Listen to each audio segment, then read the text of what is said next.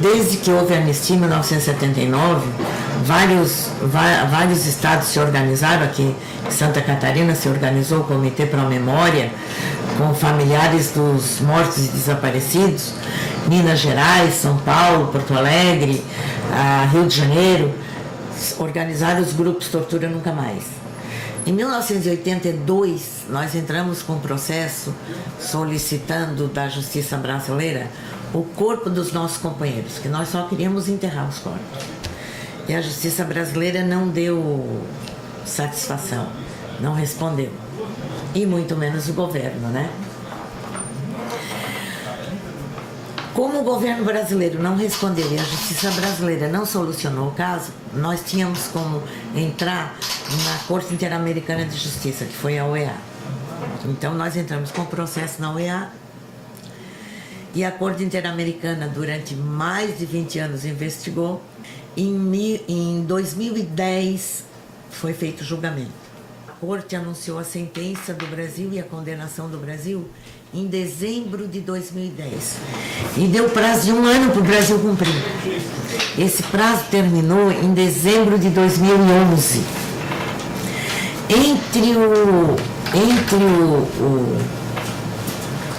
A sentença da Corte dizia que o Brasil tinha que criar a Comissão da Verdade para investigar os crimes da ditadura, entregar os corpos dos desaparecidos, fazer um monumento em memória deles, pedir desculpas formais e oficiais às famílias, abrir todos os arquivos, publicar a sentença no Diário Oficial da União e fazer a reparação das famílias de todas as despesas que tiveram desde 82 até o julgamento, porque todas as despesas do processo foram às nossas custas. Infelizmente caiu na mão da Dilma, né, de cumprir a sentença da Corte. Ela enviou ao Congresso, então, a lei dos arquivos. A lei dos arquivos foi aprovada. Ainda está encrencado, porque os arquivos ainda não foram abertos. A lei foi aprovada, a lei foi sancionada, mas os arquivos não estão abertos. Quer dizer, então nós estamos na própria ilegalidade, assim como foi ilegal a própria ditadura. Porque a ditadura foi ilegal porque ela rompeu a ordem constitucional. A legalidade dizia que o João Goulart era presidente do país. E se tiraram o João Goulart, estavam cometendo uma ilegalidade. A Comissão da Verdade foi aprovada pelo Congresso. Foi aprovada pelo Congresso e diz que a presidente nomeia da sua confiança 7 pessoas para compor a Comissão da Verdade. Ela disse que antes de abril não ia falar sobre o assunto. É possível que essas pessoas sejam nomeadas agora no mês de abril. É possível, mas a gente não tem certeza.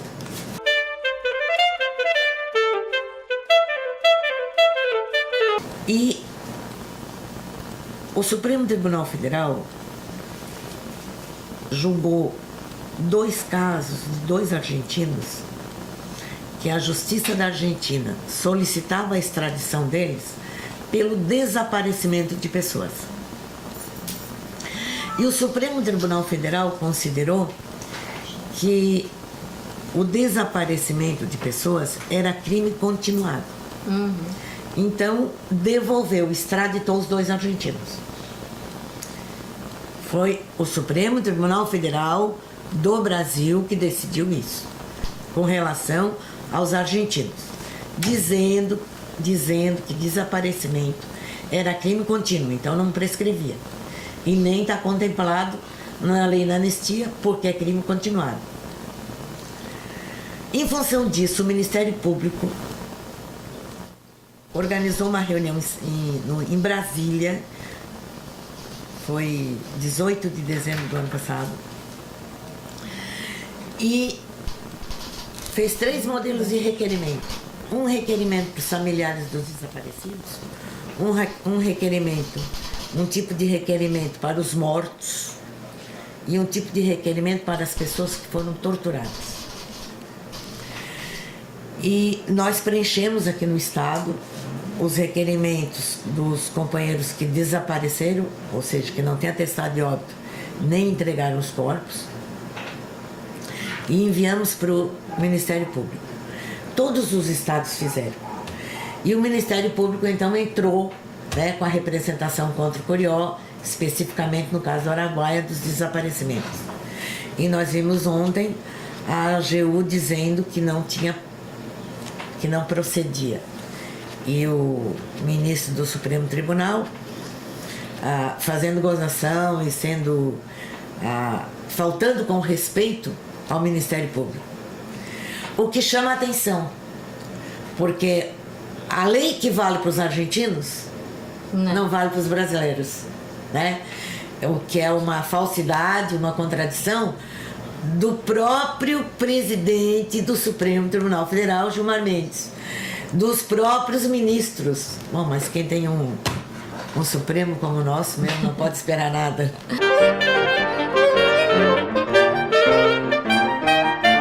Primeiro, eu gostaria de fazer uma referência com relação às Forças Armadas, ao Exército Brasileiro, que eu particularmente lamento muito, né? Porque não foi todo o Exército Brasileiro que participou do Porão. O Porão, os torturadores, eram determinados oficiais, determinados generais, determinados coronéis que participaram, tenentes, etc. Então, não foi todo o conjunto das Forças Armadas. O que é lamentável é que as Forças Armadas, ao invés de punir os torturadores que estavam na ilegalidade, tanto que a OBAN, a Casa de Petrópolis, a Fazenda 31 de Março, eram todos centros ilegais, fora da estrutura do Exército, né? O que é lamentável é que, ao invés do Exército punir esses torturadores, ela acobertou e continua acobertando. Então, é inacreditável, né, que um exército que teve uma página tão gloriosa na proclamação da República tenha esse comportamento hoje, né? Eu, como professora de história, fico muito triste. Um exército que foi fundado pelos positivistas, que foi fundado por Benjamin Constant, que teve páginas gloriosas na história do Brasil, né? Que teve todo o movimento tenentista. Eu chego a chorar quando eu penso nisso.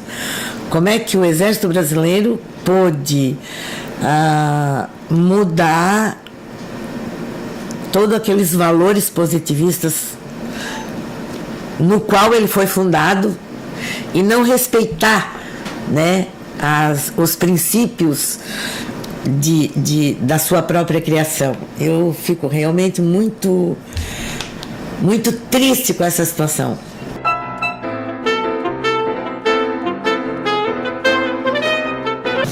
Então, hoje a gente trabalha mais em nome do coletivo Memória, Verdade e Justiça, que é um grupo bem mais amplo.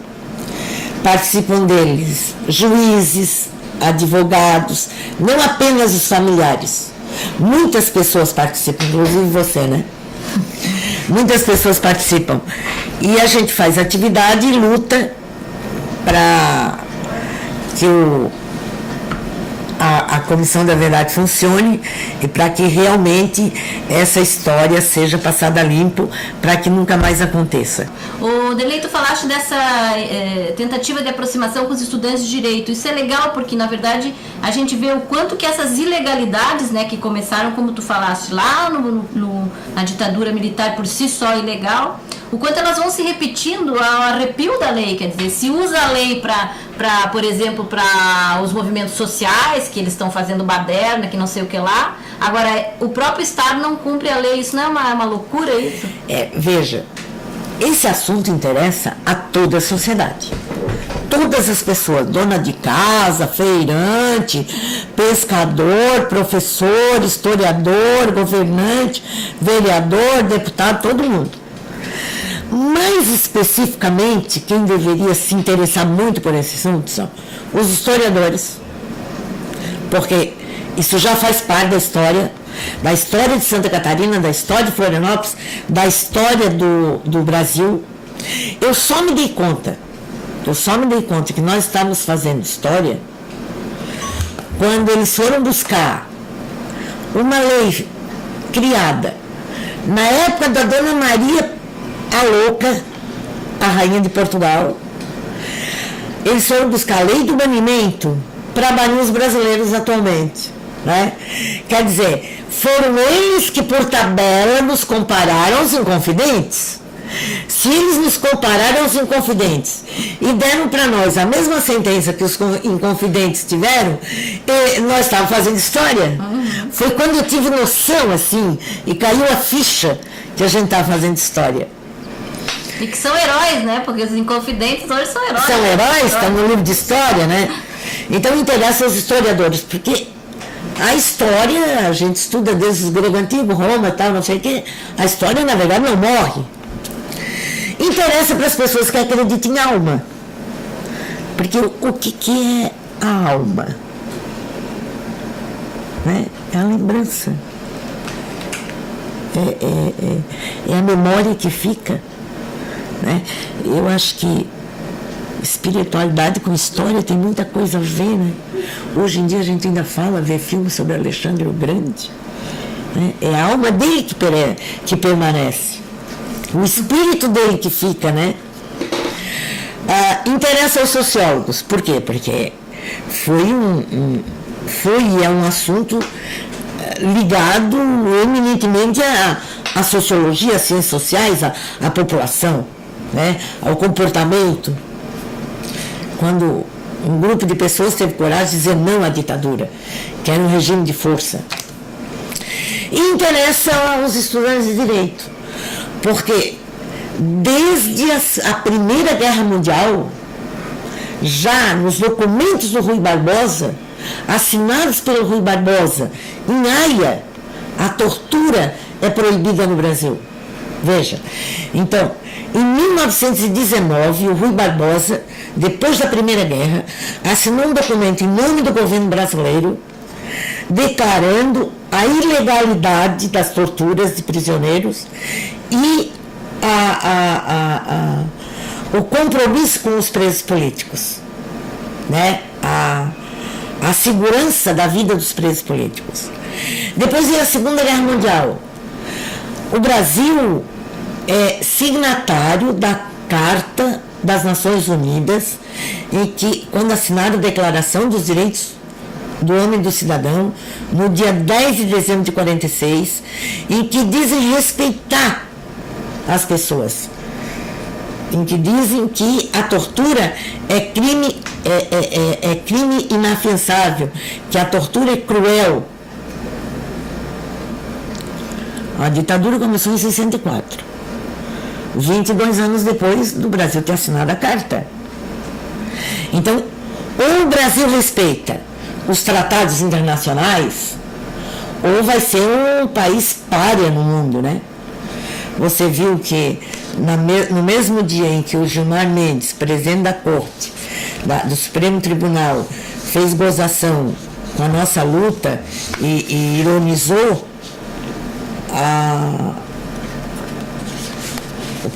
o secretário-geral das Nações Unidas,